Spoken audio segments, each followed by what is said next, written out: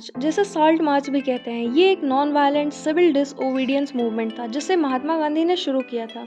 इस यात्रा की शुरुआत साबरमती आश्रम से की गई थी और अंत गुजरात के एक गांव डांडी में हुई थी जो समुद्र के तट पर स्थित है।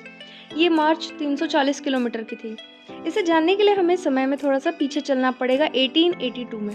1882 में ब्रिटिशर्स ने एक सॉल्ट एक्ट लाया जिससे ब्रिटिशर्स की मोनोपोली यानी एकाधिकार होती है नमक के कलेक्शंस और मैन्युफैक्चरिंग पर, और नमक बनाने के प्रोसेस पर टैक्स भी लगाया जाता था।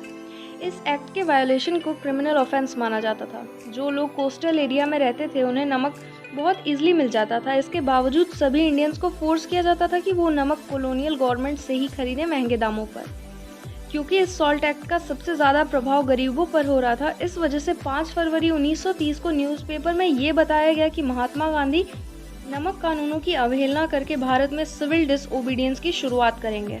फिर आता है वो दिन 12 मार्च 1930 जब यात्रा की शुरुआत होती है। पहले दिन 21 किलोमीटर की यात्रा पूरी करके महात्मा गांधी और सत्याग्रही असलाली गांव में रुकते हैं, जहां गांधी जी 4000 की भीड़ से बात करते हैं। जैसे जैसे वे लोग दूसरे गांव से गुजरते, लोग ढोल बाजे से उनका स्वागत करते।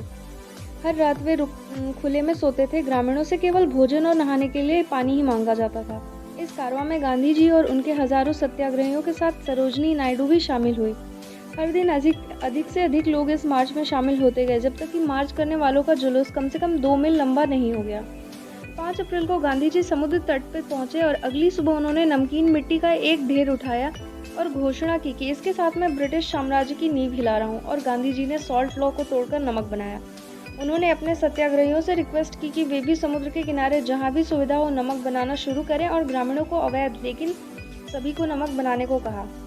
जो चीज़ नमक सत्याग्रह के रूप में शुरू हुई थी वो जल्द ही एक बड़े पैमाने पर सत्याग्रह में बदल गई।